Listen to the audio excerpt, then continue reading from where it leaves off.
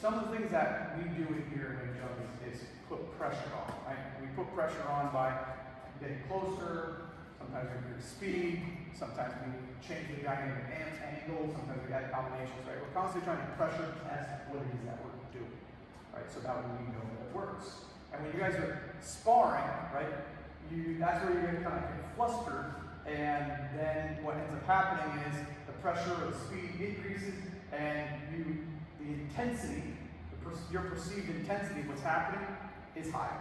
And when that's higher, then you switch into severity where you're trying to keep up and survive, right?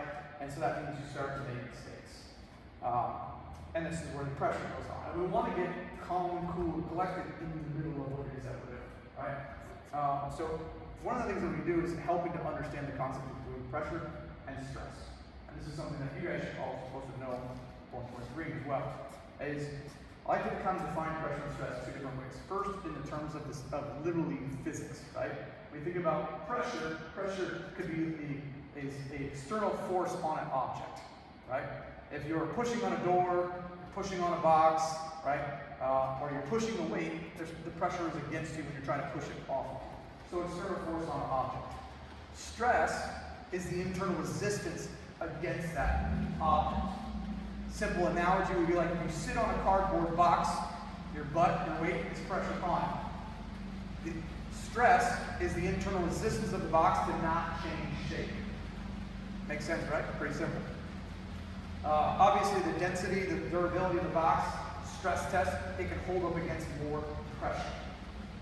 When we think about, lifting weights, if we don't have enough pressure, what happens to your muscles? They get weaker. Right?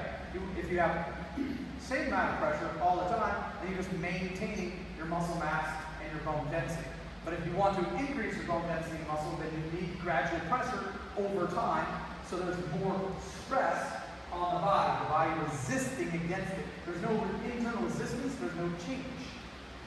Now what happens if you pick up a bench press and drop it on someone, and it's 3 times the weight that they can carry? That's a lot of stress all at one time, right? That pressure drops down and something snaps, too much stress. So we need pressure and we need stress to help us to not change in the negative. We need stress to help us change in the positive. We think about that in terms of physical, but then oftentimes when we hear about stress, we're thinking about I feel stressed, right? I'm stressed out.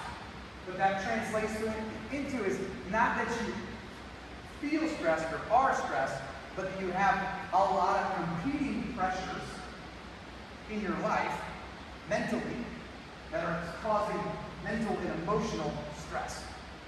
And when we understand that it's no different than physics, as it is in our mind, when we have competing pressures, job demands, spouse demands, kids demands, right?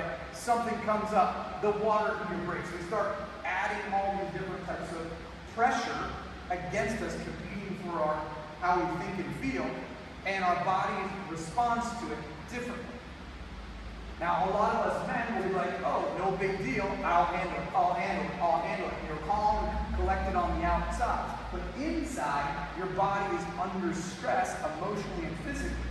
Your blood pressure rises up, you start to increase more cortisol, you start to gain a little bit more weight, lots of things start to change to you physiologically. You're going to have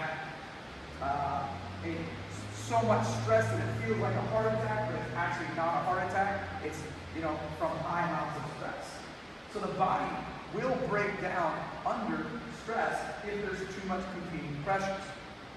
Now, we know that if there's not enough pressure in your life and you don't experience stress, you will break down when something happens. So I talk about this with children all the time, especially teenagers. Someone's going to break up with you. Your best friend's going to do something nasty to you at some point in your life. It's going to happen, right? Someone's going to pass away in your life. That's the natural progression of life. It's going to happen. But if you never have anything wrong happen in your life, how can you handle the things that are naturally going to occur in your life?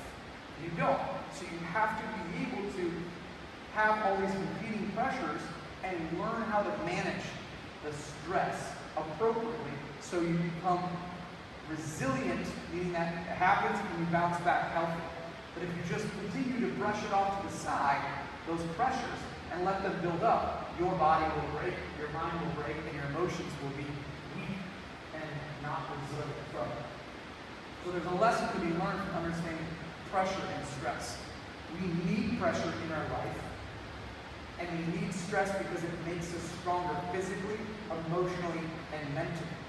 But we also need to understand how to handle those pressures, and when they become too much in our life, how to reach out for help. How to reach out for help, so that way we can learn. And there's a whole other conversation we had about that. I talk about that in behavioral counseling with patients all the time. But understand the difference between pressure and stress. You need pressure and you need stress. There's good stress, stress that helps us go stronger. Bad stress is no different than good stress. It's only bad when you let it overwhelm you. Any questions on pressure and stress? We'll talk more on it. Okay, we're going to do Chiefs out at 7:38, so if you're sticking around for that, we'll roll right into it. Good job, everybody.